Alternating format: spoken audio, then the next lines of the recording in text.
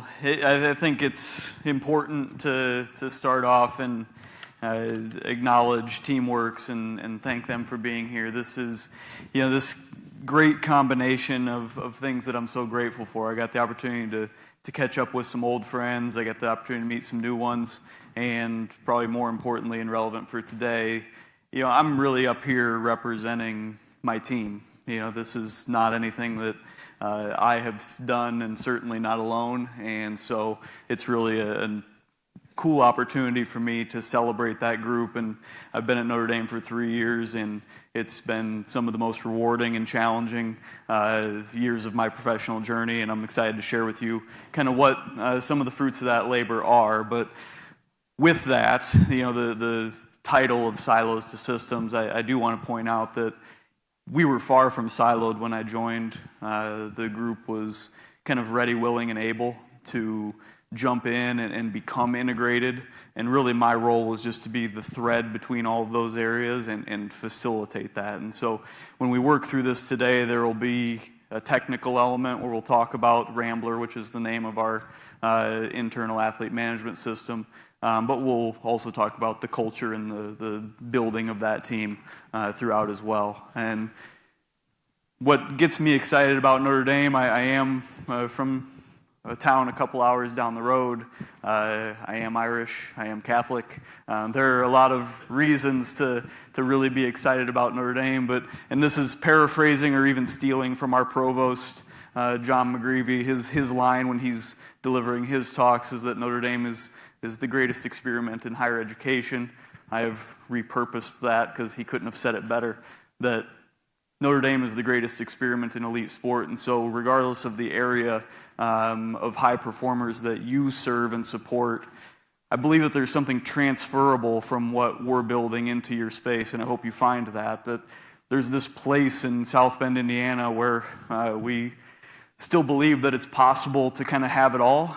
They can be excellent in community, they can be excellent academically, they can be excellent in sport, and that's a really broad lens of high performance. And so when you go back to your world, whether it's the cultural bit, the technical bit, I think that what we're doing at Notre Dame is so unique because we can kind of be a force for good and help raise the bar of high performance regardless of where that takes you in your role.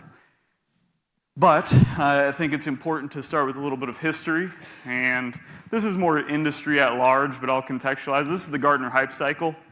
It's this relationship between time and expectations, and what we've probably all experienced in our careers is there was this huge influx of really personnel, technology. It kind of started with sports medicine, which is represented by that heartbeat at the bottom, and now onward that you've got strength and nutrition, psychology, and then on upward to analytics. And when you're on this roller coaster ride, there's these inflated expectations. You kind of promise this utopian future. And along that path, to be clear, like the quality of care and service that we provide the athletes and the coaches along the way is present. Like there is good happening there, but I'm kind of painting the dark side there because really where a lot of us end up is in this kind of slope of enlightenment and the plateau of productivity. Again, not necessarily a bad place to be, it's natural. But when we're in that, we have this danger of poor execution becoming normal. It's just systems for system's sake. They're not operating as a unit, those departments that are represented. And in between there is really the kind of downturn of that roller coaster that I think the industry at large is mostly in, that there's this group that's trying to either have those independent functional units just be really, really good at what they do. There's this us versus them. There's the old school versus the new school, if you will. There's these reality distortion fields that people sell this really compelling story, but the actual return on that and the tangible outcomes don't really align. And that's all well and good at the staff level, but the most dangerous element of not being at least aware of that hype cycle is what that means for the athlete. And so in these two representations here, that's actually the student athlete in the center, or the athlete or the soldier or whatever the case may be. And in the middle of that is that kind of early stage of that hype cycle where the personnel, the technologies, the things have been added with really good intentions to support these people. But as you can see, as we add, it potentially adds to what is a really complicated web of support that the athlete has to themselves in an autonomous way navigate, right? No matter how passive or active the support is, the athlete is the one that's on that journey. And so when we add all these verticals, we add all these capabilities, that can quickly become overwhelming and kind of spiral out into something that at the very least turns what is potentially high impact things into low impact or redundant or whatever the case may be. What sport has kind of evolved to are the organizations, like we just heard from the Pirates, we heard from Ian and others earlier, the organizations that have done it really well at the very least have taken that model and kind of created this onion or a layering to it, where in the middle you still have that student athlete. Those that are immediate to that person are accountable. Those are the athletic trainers, the physicians, the strength conditioning coaches, dietitians, psychologists, the coaches, those that are acting with them day to day. That second layer, which we'll unpack what it looks like for us at Notre Dame in the next slide, that second layer is largely the leadership of those specific areas. So they may not be the ones that are day to day with the athlete, but they are the ones that are shaping those departments and the ones that are. On that outer layer are what I'd call the consulting layer, but I'm not really high on that terminology, but those are ones that are that next step removed. A lot of times those are external partners, a lot of those times they're vendors, they're researchers, they're people that are really kind of funneling in their insights, their expertise into that leadership layer that then downstream has implications for the athlete themselves. So the performance director, or really like, it's not the role, it's the culture and it's the kind of ethos and the way of doing that comes with that is the thread between all of those areas. You've got to have somebody connect, or your culture can connect all of those different constituent groups to then impact that athlete in a positive way, either from a health or performance or a player development standpoint. And so at Notre Dame, this is kind of how we think about it. I'm going to actually start with the consulting layer there, where again, we've got some corporate partners. This is how we think about facilities, tech entrepreneurs, our research partners. We've got some great people with Notre Dame Research, and that area is led by Jeff Rhodes, and we work together closely quite often, and it's a wonderful partnership that we can really have some process improvements as a result of our engagement in research. We've got governing bodies, and that's inclusive of professional sports teams, dining services. We're really excited. In the next year, we're going to open up a brand new football operations facility for all student athletes to eat in and to have high performance dining. So that's another area that we're really collaborating closely with, and obviously being at Notre Dame with the academic side. But that inside layer, then you see coaches, you see data analytics, all those verticals that I talked about.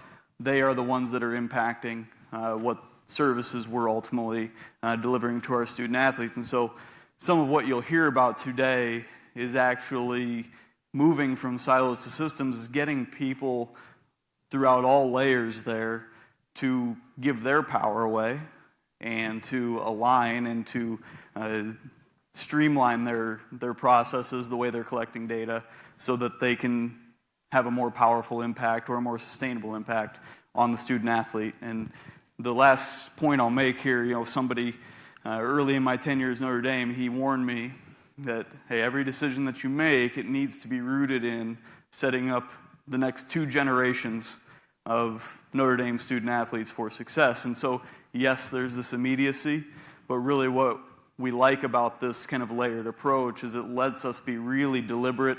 And yes, it sometimes measure 20 times and cut once, but we feel like that thoughtful, intentional, deliberate approach to how we're architecting our environment has allowed us to actually become more cohesive and allowed us to bring everything together. And this is really my job, is to move from, on the left, the F1 pit crew example, what I would call a team of experts, and on the right, whether it's a military or an emergency team, surgical team, an expert team. So there's a distinction there with the team of experts, with the F1. That is about as good of a collection of elite performers at what they do as you're ever going to find. I mean, I love F1. I mean, I think the Netflix documentary really got me fired up about it. But this group largely works independently. They need to be connected. They need to certainly know what the other is doing, and they need to have certain timing with one another, and they need to have that awareness. But really, the only time that you see one person's job affects the other is if the car leaves pit lane and not in a good place, right? But there's no interdependency there. Whether it's the military, emergency medical situations, surgical teams, there's very much this cohesiveness, this codependence, this interdependence. That is what we're really trying to work towards, that actually what our sports nutrition or sports dietitianist does enhances what the strength conditioning coach is trying to do, and there is a direct connection between those groups. They're uplifting one another, they're raising the bar of the impact that they can have. Becoming an expert team takes time, it takes intentionality, and it takes a cultural shift to kind of systematize that and make it scalable again to all 26 of our teams. And so to do that, this is probably the only me-centric portion of it that I thought would be helpful for a lot of you in the room that are maybe taking on a similar challenge of moving your team from a team of experts to an expert team, is this analogy in leadership or strategy of the fox and the hedgehog. So this comes from On Grand Strategy by John Lewis Gaddis, great book if you haven't picked it up. But the fox, as the analogy goes, is kind of obsessed with everything. They're the no stone unturned. They want to just know the environment. There's not really a direction there. They just want to kind of learn what their landscape is. And the hedgehog is the exact opposite. That's the means to the end. They know exactly where they want to go, and they do not care about the environment at all. It is full on to that outcome. So when I started at Notre Dame, because really it was a blessing that we had so much good going on, and there was a lot that we could do really well together, I was very much the fox. I just went on what I called a listening tour. I saw the landscape, I learned it, I got to know the people, got to know the problems, got to know kind of the direction that at the time our athletic director Jack Swarbrick, and then now a brilliant athletic director and visionary Pete Bavacqua has taken over. But those people needed to kind of help me understand the landscape along with our leadership group, along with our people who are delivering service day to day. But now that I'm starting my fourth year, we are turning a little bit more of the emphasis to that hedgehog. We know exactly what we need to get better at. We know where our gaps are because we've spent that time. And I'm working with our group to really kind of devise a strategic plan to close some of those gaps and to be better in the areas that we've identified. And this is a quote that resonated with me while I was in my fox journey. That everything that I was observing was actually the consequence of something that was designed, right? Like that can be good and bad. Like every system is perfectly designed to get the results that it gets. And yes, fully acknowledging the complex systems piece and the uncertainty, and we're playing a game of probability essentially when it comes to injuries or development outcomes or whatever the case may be. But when we scale this out over a big enough sample, enough time, that's a truth that we can't run away from. And that's really ultimately our kind of root of accountability, is that our outcomes, we have to confront them, we have to challenge them, we have to talk about it and think about ways that we can do it better. But that was a truth that we needed to encounter. And really that's the spirit of kind of this cultural shift that we're calling knowledge dynamics. What you're going to see next looks like a department structure, but this is really more of a operational way that we are adopting. So knowledge dynamics is this interplay of feed forward and feedback loops, where on the front end there we have data analytics. That's our day-to-day service delivery. That's how we are constructing a decision support environment for our coaches, for our practitioners, to really hyper-individualize the care that we're providing. and to get ahead of high-risk events and things like that. That's our mechanism for precision. As we loop through that, though, obviously things don't always go well. Like I said, the system's perfectly designed to get the outcomes that it gets, and so this research and innovation feedback loop is our engine of progress. It's saying, hey, that didn't go well for that athlete, that team, whatever the case may be. What can we learn from it? And we're going to unpack a story that kind of explains that feed-forward feedback loop. But this is really the group that has brought that to life that I wanted to acknowledge. So this is, again, not an org structure, but just some personnel that were added that I think are distinctly Notre Dame, and they're only distinctly Notre Dame through the lens of the college athletics environment. But obviously, we heard from the Pirates earlier. I come from Major League Baseball with the Kansas City Royals, and really what I was trying to replicate was the professional sports R&D team, or the analytics team, right? So what you see here are people that are solely dedicated to our data infrastructure, and this is a little bit of a unique twist that we don't have a sports science department. We actually charge all of our people to be sports scientists in whatever they do. Like our dietitians need to take a scientific approach to how they conduct their business. They need to use data. Same goes for sports med and our physicians and our strength and conditioning coaches and everyone in between. So this group is supporting all of those people, and that's where you see the sports performance at the top. They're actually one of those groups that is kind of, if you were to retake that onion analogy earlier, they're actually the ones supporting that team. They're at that layer. And we have an engineer, we have a data analytics associate, a data science associate, which for a working definition here, that data scientist is part engineer and part analyst. They kind of sit in between the two. And then we have that research and innovation associate that looks to partner with campus faculty, look for that engine of progress, look for those opportunities where we can pursue grants, or we can stand up more kind of traditional research outlets to pursue questions that maybe we can't in the natural day-to-day of the service that we're delivering. Because we're at a university, we're really fortunate, and especially being at Notre Dame, we have some brilliant kids, and so you'll also see some student analysts that do really impactful work for us.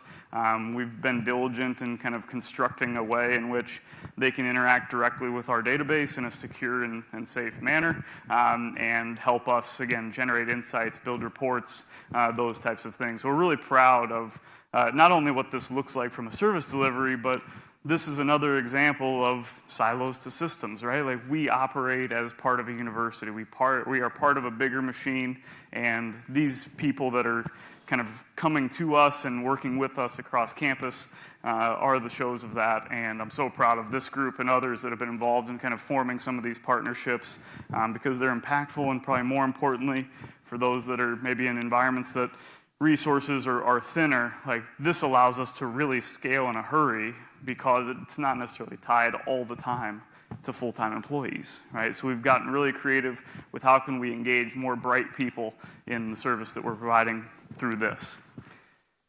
And in my intro, as mentioned, we've built our sports performance database. It's a nice visual, but the really important thing here that I think is a little bit more actionable than the technical side of like database construction is that in order to pull this off, you see really benign things like DEXA scans or joint level strength testing or things like that. But what you've really got to have happen in order to pull this off to where everything's standardized on the data side is upstream of that, you've got to standardize your protocols and processes.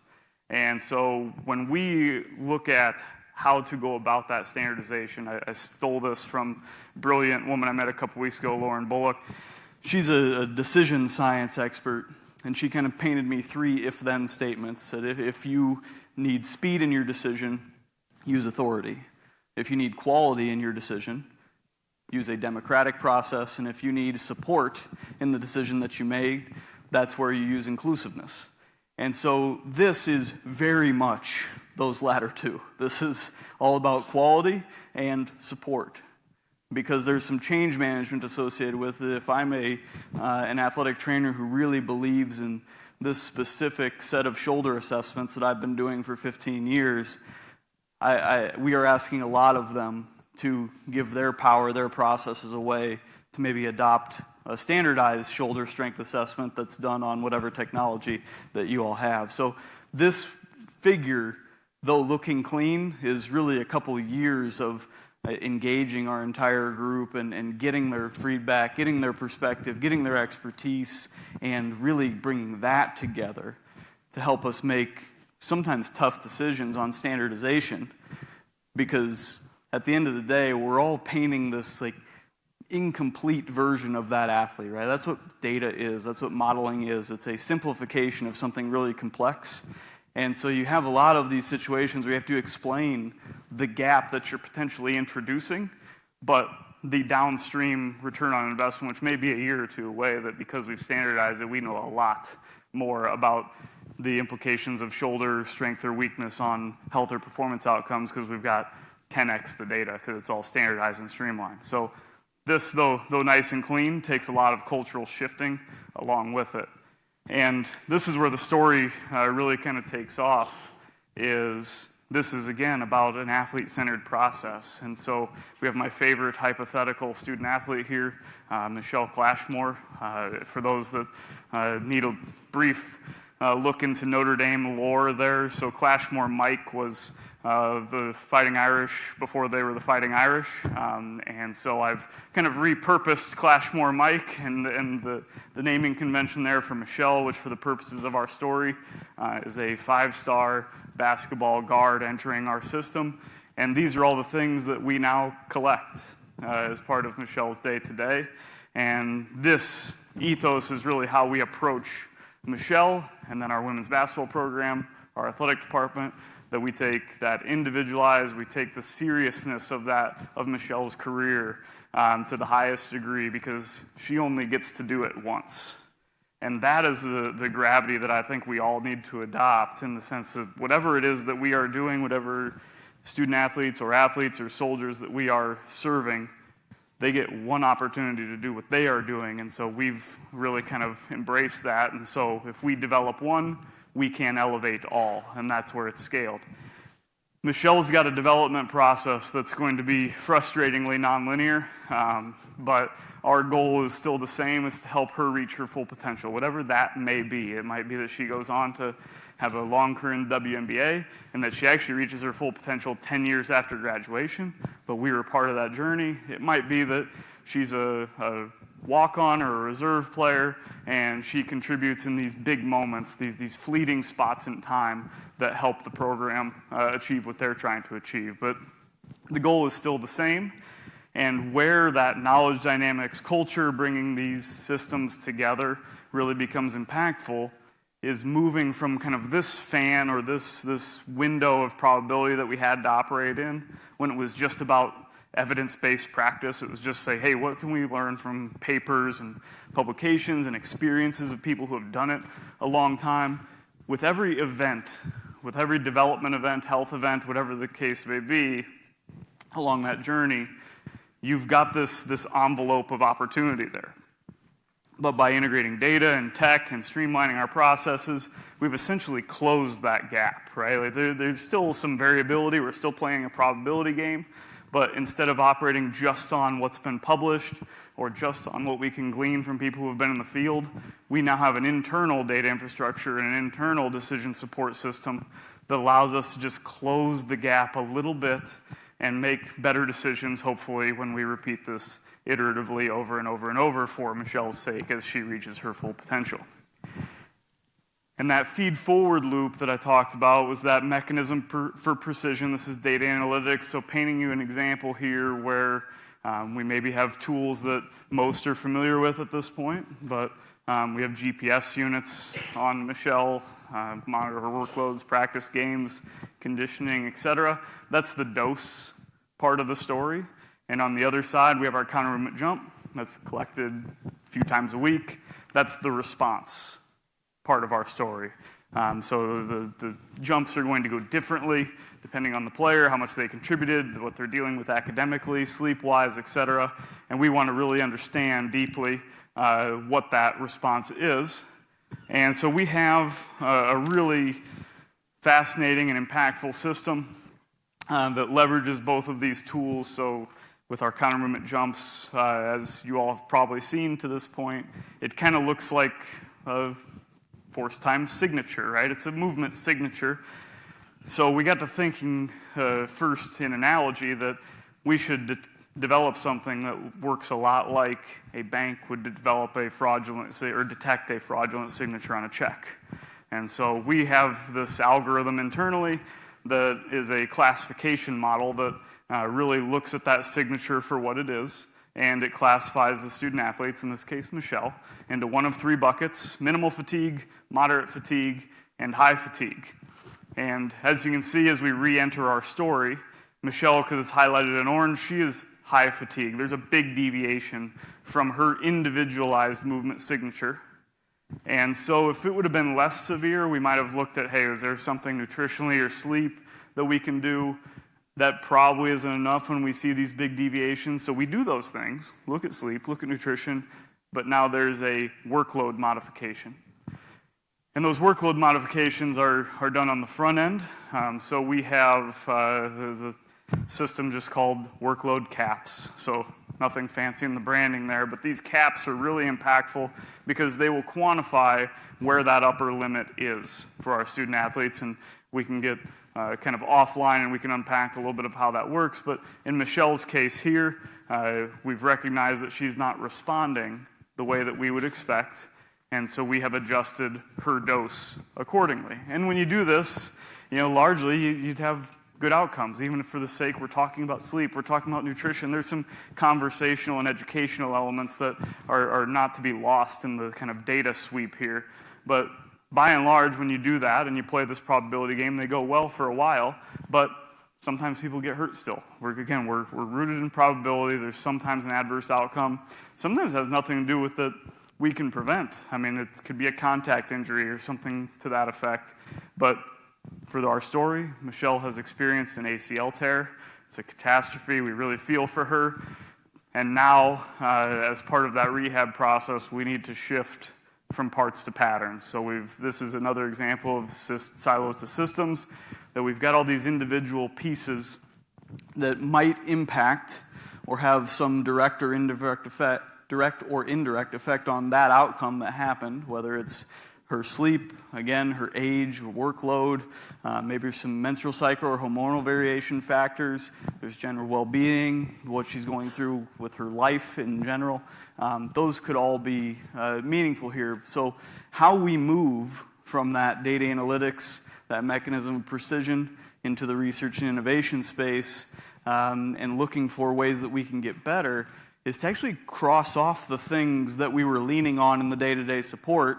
And in that, we're kind of left with these other elements that, like, maybe we weren't extracting the signal that we needed to for some of those pieces. And it really is a truth-telling mission in a sense, because you ask every vertical, you ask every person directly supporting that student athlete to essentially dive into not only their area, but those of their peers and their colleagues, and say, okay, well, what did we miss?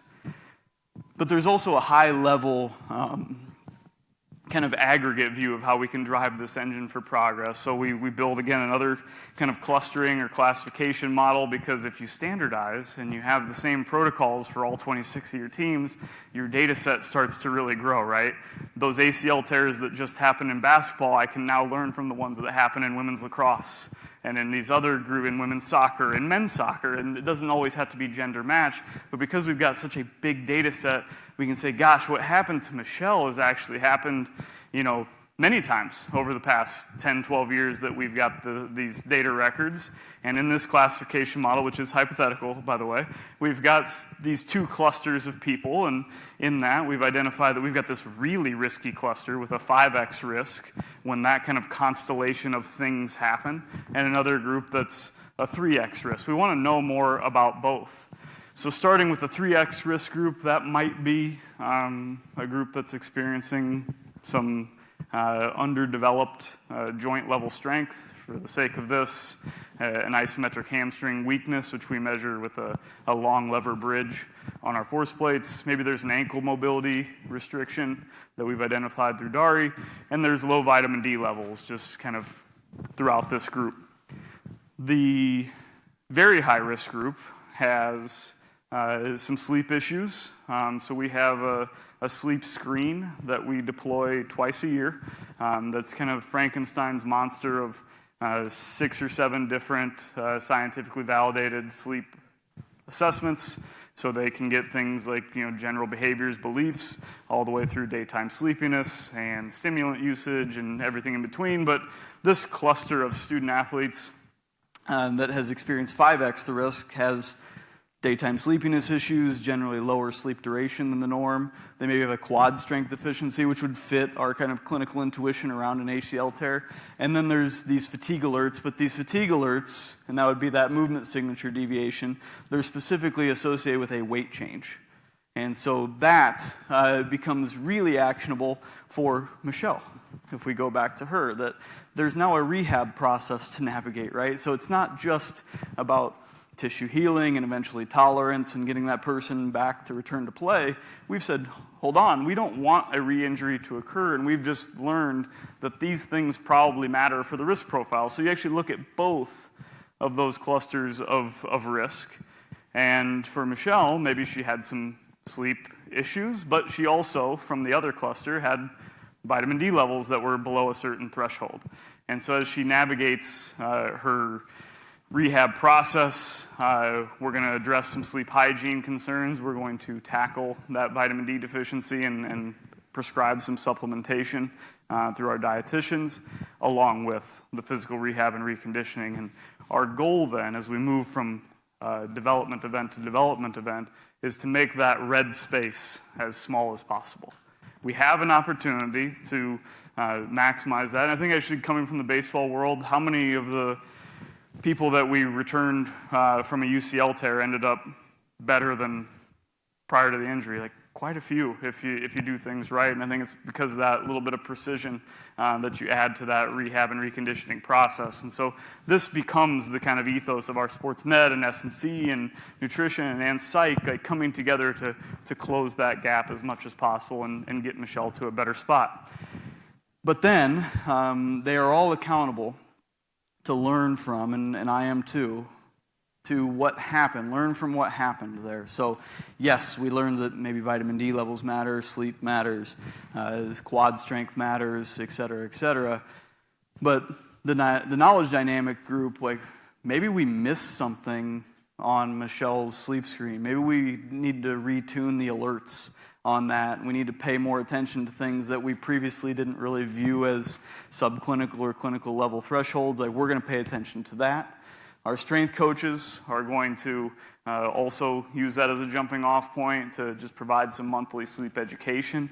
Our sports nutrition group is going to look at even the sensitivity around their vitamin D thresholds, and maybe we adjust the supplement protocol. For those of you that haven't been to South Bend, Indiana, the sun's not out a lot, and so maybe we need to be a little bit more aggressive than like typical clinical guidelines here. Sports psych, if we loop back around, again, more sleep education, bedtime routines, adaptability. This is also where maybe one of our wonderful partners, Whoop, really helps us out because we can learn a little bit more granular detail around those sleep habits and behaviors and beliefs. Sports med is going to be charged with providing practice modifications. Again, back to the workload piece, that when we see that sleep-deprived student athlete, maybe for a couple days in a row, are we going to do more in modifying practice versus before it was maybe if they're dealing with a minor injury or their fatigue alerts jumped off or something like that. And then our coaches, which this is a wonderful thing that we have at Notre Dame too, is they believe that we can have a difference and that we're part of their journey as well, whether that's Michelle or our real student athletes. But they might say, hey, like, maybe our meetings can happen in the afternoon rather than the morning because this sleep thing is appearing to be pretty important. So there's not only this Michelle element to it, but if we can do this thing right, the silos to systems is to continue to systematize the things that you're learning and supporting individual student athletes. And so that's where you can make that kind of transition from, yes, develop one, but that's the elevate all. All right, thank you all. Appreciate it. Thanks, man. Spot on. Cheers.